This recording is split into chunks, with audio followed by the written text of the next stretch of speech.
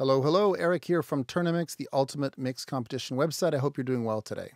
Now, as you may have guessed, we're here today to talk about Kelvin Tone Shaper, which is an amazing saturation and EQ plugin from Tone Projects. And I want to give a really big shout out to the company for sponsoring one of our contests this month. So if you were thinking of joining our mix contest for July, you could win Kelvin. And it is really, really a fantastic tool. Let's hop into the interface and see how this thing works. All right, so as I mentioned, this is a saturation plugin and an EQ plugin. You can see here we've got two stages of saturation here on the left, followed by this shaping section, which can be turned on and off right here.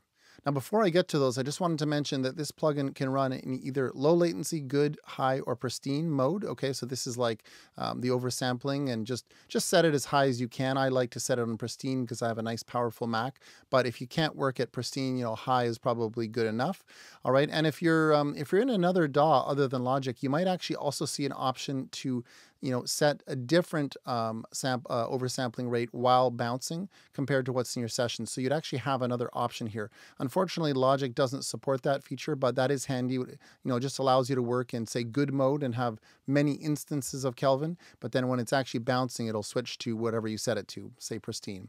All right, so that's the little quality section. We also have got this mode section here, which allows you to work in series, parallel, or mid-side, and we're going to come back to that. That just has to do with how the two stages of saturation work. All right, by default, it is in series. All right, so let's take a look at the saturation here. Very, very cool. We've got a list at the bottom of each of these, okay, with 10 different options to toggle from. We can also choose clean, which just actually turns it off. If you see clean here, it means it's off. Now, let's say you're on high G1 here and you want to turn it off. You can actually just right-click it and it'll go to clean. And if you right-click again, it'll bring you back to where you were. Very, very handy. Now, the menu for both stages is identical. Okay, you can see the same list for both sides. And the idea here is that you can mix and match them. Now, again, you don't have to. We could right-click this one, and now we just have a single stage saturation plugin, which is, how a lot of saturation plugins work. But when you have the interaction between the two, or when you run both of them at the same time, it can lead you down unexpected paths. Very, very creative stuff. All right, so let's add some saturation to these acoustic drums so I can show you how the drive works. So let me just play these drums. And you'll notice that we've got a little indicator on both sides showing us the amount of saturation we have. Okay, now we're in series. So as I drive the left, it's also going to push signal into the right side. So you should see both sides increasing in saturation. So I push this up, you'll notice the indicators start to grow on both sides. And eventually, they start to change color. You can hear it too, right? You can hear it breaking up, and you'll see the little indicator changes to more of a reddish color. Okay, perfect. So, all right, so let me go back to where we were by option clicking. If we're in parallel mode, okay, and I drive the left, obviously now we're not going to get any increase on the right because we're in parallel. They function side by side, right? There's that breaking point again. All right, now one thing that gets introduced when we work in parallel mode is this little mix knob. So if I go back to series, you'll notice it disappears, okay? But in parallel, because, why would we need a mix knob in series? They flow into each other. But in parallel, we have the ability to, once we've done some driving that we like, we can then blend between, the first stage and the second stage just to see what we like there, okay? Now, one really handy thing when you're in series is you may not always want the first stage to drive the second stage. So if go back to series here and hold down Shift, now when I drive the left side, you can see that the right side moves the opposite direction. If I remove Shift, I've just taken Shift off. Now we're back to the left side driving both. Okay, hold it again. Now they start to work counter to each other. So this is a really, really clever feature because, sometimes you may not want them to interact in a certain way, and that gives you the ability to control that. All right, so as I mentioned, in parallel mode, we get this little mix knob. In mid-side mode, we also get the mix knob, but now you can see we have this stage M and stage S, okay? So let me option click these. Now we have the stage 1 has essentially become the saturation for the middle of your source, and stage 2 is for the sides. Very, very cool. All right, so we'll come back to mid-side in a minute, but that's how that works. Let me go back to series. All right, so what eventually happens with any saturation job, especially when you're doing it on mix bus or drum bus or anything with like the full frequency spectrum, is your low end usually starts to crap out first, which might be good or it might be bad. It's up to you. So let me just set that up again so we hear it. Okay, so right now I might say, I really like what it did to the high end, but not so much the low end. And this is where the shaping section comes in, okay? So once you've dialed in some drive that you really like, we can now really shape the tone over here. So let's take a look at that. So what we have here is basically a 3-band EQ. We've got a low band, mid band, and a high band, and the frequency can be controlled, at the bottom here. So you can set wherever you like, okay? And then at the top here, we've got this little menu for setting the shape, so we can have a low shelf, a narrow, a narrow notch or a narrow bell, I guess they call it, a wide bell, or even an EQP or Pultec style low end shelf. Okay, we've also got a pre and a post high pass filter, which we'll come back to, but essentially this is where you set the shape. You'll notice that for the middle band, we only have the 4 options. High band, we have the same 4 options as on the low band, okay, but instead of a high pass filter option, we've got a low pass filter. So we'll come back to this in a second, but basically frequency and shape are set quite easily there. Now, you might be wondering, well, why are there 2 sliders? Okay, so the sliders on the left, okay, these guys here, these happen before the saturation. So think of these as pre-saturation sliders, okay? And again, we can option click. And then the right side is traditional EQ, which comes after the saturation, okay? So what this means is that if we, for example, in this drum bus, if we don't want that saturation to affect the low end, remember, this is where we were at, all we have to do is lower the amount of signal that feeds the low end saturation, okay? So let me just set this to like, it starts at, or defaults to 100 hertz, but I don't think that's gonna be high enough. So let me set it to like 200 hertz. And now to de-emphasize the saturation below 200 hertz, all we have to do is bring this down. So let me do that. And just like that, all that nasty distortion on the kick is gone, all right? So again, these pre-saturation sliders affect the amount of signal that drives the saturation in whatever region you select. So for example, if you want none of that low end saturation, we've taken care of that, but maybe you want some mid-range saturation. So we could push this up. You don't really hear too much of a change there, probably because it's in a range that doesn't have enough meat. Let me just move this around. You can hear it there. So now we're saturating 426 hertz, a lot more than we were. Right? It's kind of neat. Here's where we were. This is off.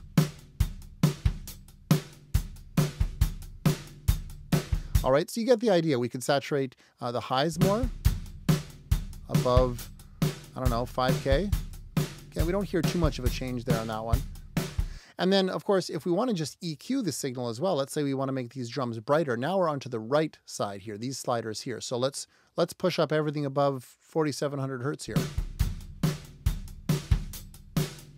Really nice sounding EQ too, right? And maybe we want to add some more meat to this. So we had this set to 200 hertz. We can't have independent frequencies for each side. So whatever you set this to, you're sort of stuck with it, which is most of the time fine. But let's add some meat to these drums. So this is pushing up everything above 200 hertz. Okay, let's turn this off.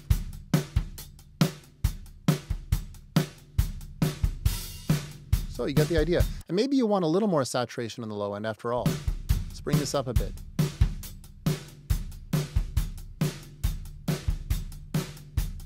Maybe you like it there. So you can see here that this is incredibly powerful. One of the most useful things is the ability to have less saturation on the low end, because often when you're saturating like mix bus, stuff like that, you get that kind of grindy sound in the low end that can be undesirable. So this is very common to want to de-emphasize that. But you can see that like there's just a tremendous amount of freedom here to experiment. And that's why they call it Kelvin Tone Shaper, okay? A lot of room to play with the tone. Now, I wanted to show those high pass and low pass filters now, okay? Now, what happens when you select the high pass? Okay, let's put it in pre mode. Is you'll notice we get this little HP on the left. We still have our shape here, our low shelf on the right. So we have a high pass controlled by the left now, but we still have our low shelf from before. Now, if I set it to post, you'll notice they switch directions. So we still have our whatever shape we had selected before on the left, and now the high pass is on the right. Let's go back to pre. All right, now when we have the high pass selected in pre mode, this actually does affect the source signal, okay? So this is like the only time where this pre slider, it's not like controlling the signal into the saturation. This is actually affecting the signal. So we have it set to, let's say 200 hertz here. So if we hear these drums, we should hear that it's filtered. Let me just lower the saturation a bit. Okay, now you might be thinking, I don't hear any change. Okay, so you actually have to move this slider. By default, it's set to off. You can see if I click it here, we have this off. So when we try to push this up, we actually can't, because you can't raise a high pass filter, okay? But what we have to do to engage it is pull it down, and now you'll see we have the 6 dB per octave high pass filter, or 12, or 24, or 36. All right, so now we should hear that this is filtered. And we do. We can set it wherever we want.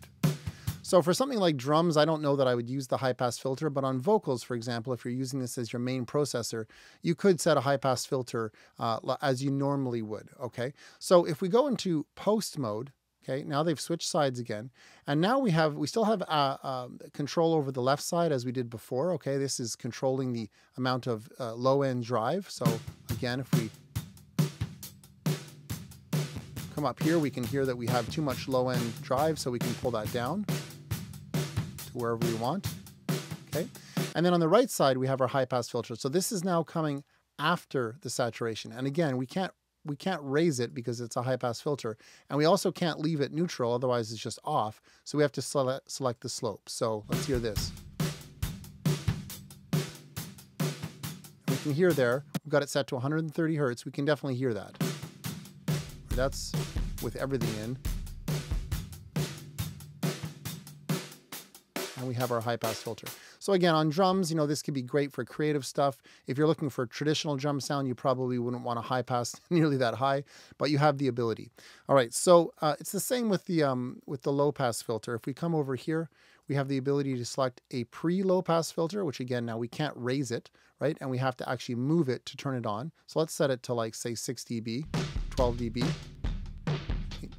Really great for creating lo-fi effects quickly, right? And if we select post, then we still have this ability to affect the saturation on the left as we did before, but now we have it on the post saturation. So there we go. So that is the EQ shaping section and saturation control section. Extremely powerful. Really makes Kelvin a lot of fun to use. All right, there's just one more small thing to show. You can see these little drop-down menus here, okay, for each of the 3 bands. All right, so by default, they're set to both stages. And what this means is that whatever you do with the pre-sliders affects both of these stages. So remember this problem of too much saturation on the low end. So if I solve that problem, okay, great. But what if you want the saturation on the low end for just one of these stages? Now, if I go stage 1, that means that this little move that I pulled is only affecting stage 1, but we're still going to have all the low end saturation on stage 2. Let's listen. Just drive things a little more so we can hear it. So you can hear that the low end is being saturated now. If I go to both stages, it's gone. If I go to just stage 2, you can hear that. Okay, so now, especially since stage 1 has more drive, okay, you can see it's driven up much harder here. Now, if we have it set to stage 2 only, it means we're only de-emphasizing the low end for stage 2, but we're not for stage 1, so we're really going to hear that. If I go back to stage 1, it's not nearly as bad because this drive isn't as extreme. And of course, we can get rid of all of it by just going to both. So it gives us this ability to control how this pre-slider stuff is affecting both stages. Now, if we go into parallel mode, the disclosures or the drop-down menu here are the same, stage 1, stage 2. But if we go into mid-side mode, now we have the ability, oops, did I do it yet? Now we have the ability to choose from middle or side. So what this means if I choose middle is that this move here is only affecting this first one here, the middle, right? Let's hear it. There we go. If I go to sides, I'm expecting the saturation on the low end is going to come back. Yeah, right? Because all that low end energy is up the middle. So it's really incredible. I mean, for every band, we can choose how this pre-saturation, these decisions we make affect the middle or the side. Really neat. Now, just in case it wasn't clear, whatever you select here, okay, doesn't matter what you select. This is only really relevant for the pre-sliders, okay, these guys. Okay, it doesn't have any effect on the post sliders because this is just EQ. So if you set this to both stages, that refers to the saturation, but this guy here functions kind of independently. So regardless of what you choose, this is going to work the same. Now, if you're also wondering why things got so mono, the drums became so mono when I was in mid-side, you can hear they sound really mono. If I go back to series, it becomes stereo again. That's just because in mid-side, if you crank up a lot of level down the middle, it's effectively raising the level of the middle, okay? See, it's the same thing on the sides. The more you crank the sides, see, that just sounds like a really bad widening effect almost, right? Almost phased out. So that's why those levels or that imaging kind of changed, okay? So I thought I would clear that up. And that does cover it now officially for the shaping section. It's extremely powerful. You might need to watch that again. There's a lot to it. It's deceptively deep, all right? But it really, really allows you to get the exact sound that you want. Now there's two more sections to look at, and they're pretty straightforward. We've got this little spread and defuzz section, okay? So especially at higher saturation levels, this spread function allows you to create kind of like a psychoacoustic widening effect. So you got different levels of wideness, okay? And the way this works, my understanding of it at least, is that what it does is it creates differences in the harmonics on the left and right. So similar to like a Haas effect, where if you duplicate a signal, hard pan them, and listen back, they're going to sound right up the middle, right? Nothing has changed. But the minute you delay one of those sides by, say, 20 milliseconds, your ear picks up on that and you hear it as a stereo effect. So it's kind of similar with this, only it's not affecting the signal itself. It's just the harmonics. So again, on like a louder or on a higher drive settings, let me just set that up here. Let's drive this. If we engage the wide mode, the harmonics are going to be made different on the left and right, and it can kind of create a widening sound. Let's see if we hear it. Actually, I can hear it quite clearly there. Here we go, more mono. Okay. So now I'm not suggesting that particular example sounds great, okay, but you get the idea. Like on mix bus, you know, maybe in a song with like double track guitars out on the left and right, you could try playing around with this wide thing. And particularly if you have a decent amount of drive driven up, you might hear a nice kind of subtle widening effect. Now, if your drive is very subtle, there's going to be less harmonics and you're not going to hear it as much, okay? And then the clean thing or defuzz section here is just about deharshing. So let me just play that again.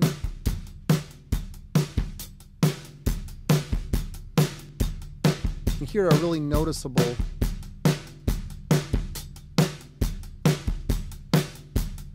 kind of deharshing effect. Now, this sounds a bit extreme, okay? So you may not always want to go that far with it, but it's there if you need it. And then lastly, we've got this little output trim and clipping section, which is also really, really neat. So by default, the clipper is off, okay? Let me just get put these guys back so we don't have as much saturation. Let's just see where our drum bus is peaking without the clipper on, okay? So let me just play this. Okay, so it's peaking at about minus 7.2. So if I turn the clipper on, let's see if it's actually clipping anything.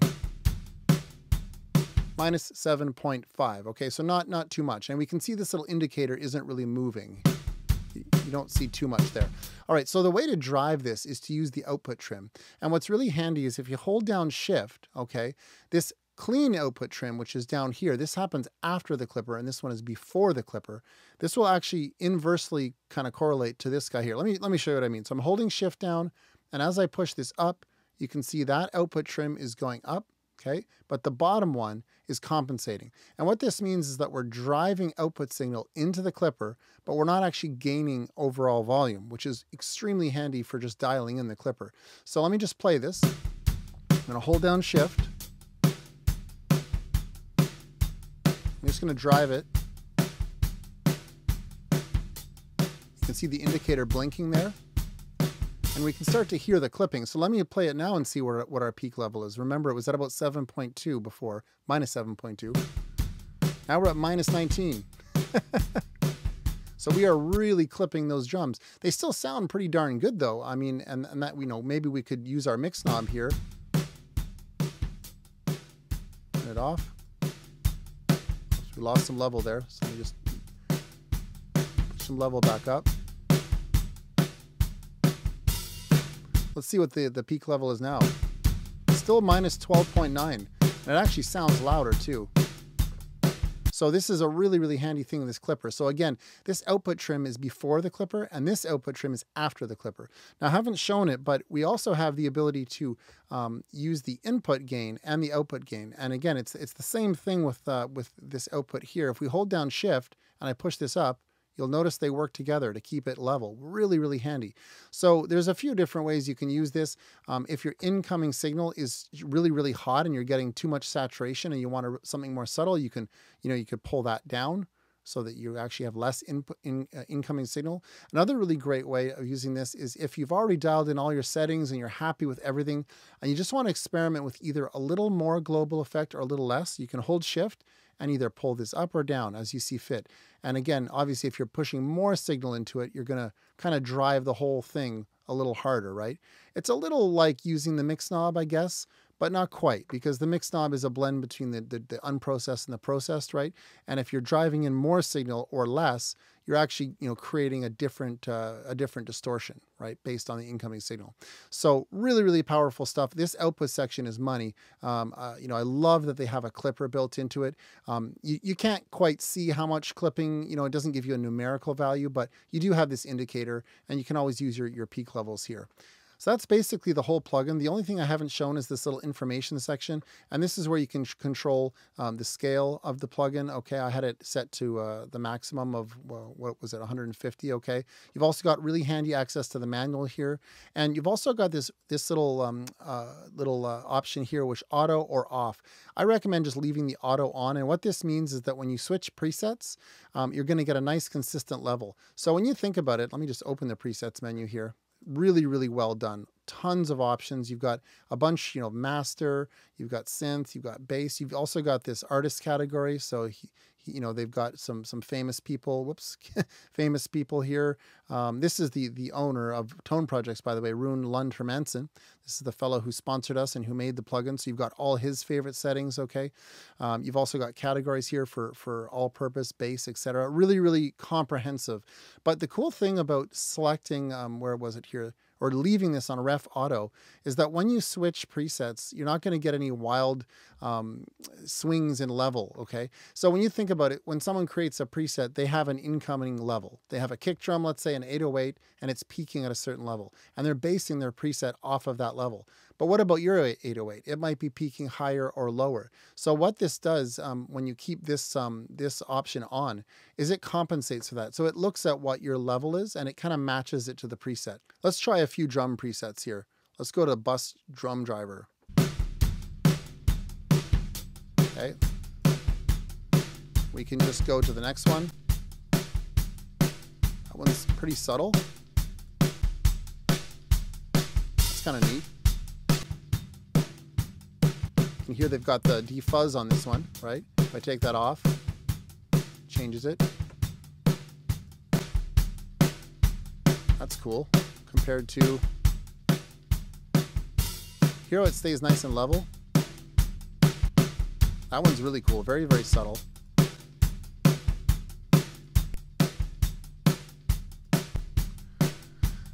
Now, let me show you what I was trying to say before. Like with this preset, let's say you like it, but you want more of it, right? You can see the mix knob is at 23% here, so we could play with that. Let's try that first, actually. Let's see what they were going for. Right. That's awesome. I really like that. But if we left the mix knob where it was, we could also get more of a sound by driving the input and holding down shift. Right? Really, really awesome stuff. I can't speak highly enough about this plugin. It's a real joy to use. It's a bit of a mouthful trying to explain it, but once you get your head around it, it's extremely simple and intuitive to use. I just find like these, I don't know, it's just a very, very creative plugin. I'm getting great results with it really, really quickly, and I've only been using it for a few weeks, so can't recommend this enough. Thank you again to Rune for sponsoring us this month, and if you want to join our mix contest, there's still time to join. Get your mixes in by July 24th, all right? So that's all for now. Talk soon. Take care.